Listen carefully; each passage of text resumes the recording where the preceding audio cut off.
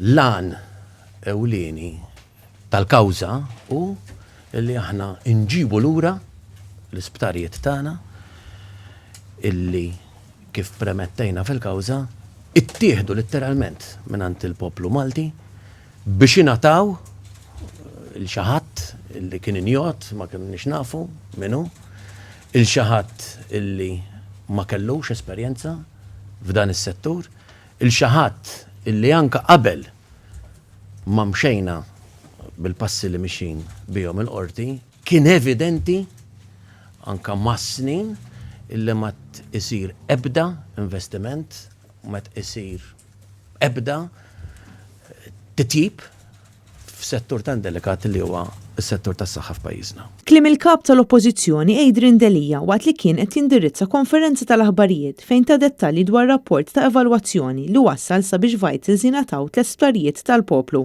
li ma rapport ingħata lilu mill-qorti.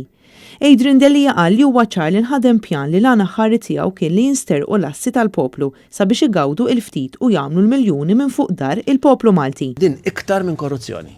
Kontatt mill-bidunet illi dan huwa pjan maħsub, premeditat, pjanat, mhux biss biex isir xogħol u xi ħadd jitħallas kommissjoni fejn ma missux, imma saħansitra biex ifalli u minn dak il-falliment ikunu qed jiggwadanjaw il-miljuni in-nies illi kienu magħżula minn qabel.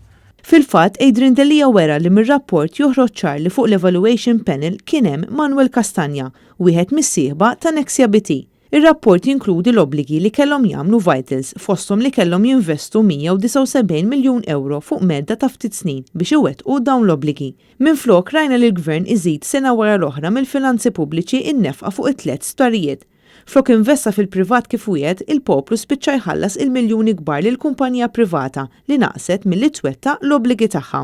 Issa nafu illi Joseph Muscat qed jinsisti għal dawn in-nies mal-Prim Ministru Odjern illi nżiduhom u ntuhom iktar flus.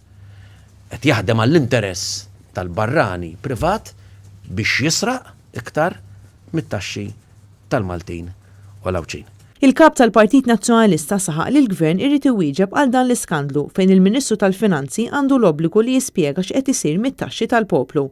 Il-Ministru tas-Saħħa min-naħa tiegħu irid jispjega x'seta' jsir b'dawn il-flus li kieku ntużaw biex tassew iġibu titjib fil-qasam tas-saħħa. Adrian Delija qal li l-Prim Ministru Robert Abela għandu llum stess jieħu passi kontra kull min kien involut f'dan il-proċess. Illum stess il-Prim Ministru irid jieħu passi biex kull min kien involut b'mod dirett jew b'kompliċità ta' skit jittieħdu l-passi kontra tiegħu.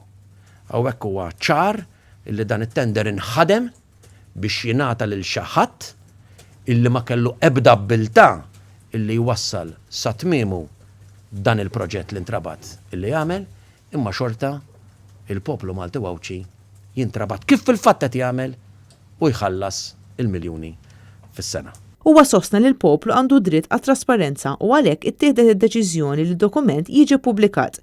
Adrian Delija qal li hemm responsabilità politika li trid tinġar mill-Ministru tal-Finanzi, mill-Ministru tas-Saħħa kif ukoll mill-Prim Ministru. Huwa temmiet li l-Oppożizzjoni se tkompli tinsisti biex anke f'dan il-każ toħroġ il-verità u joħorġu l-fatti kollha, fejn fost oħrajn għandha tinġar ir-responsabilità minn kull min kien involut f'din is-serqoxxena.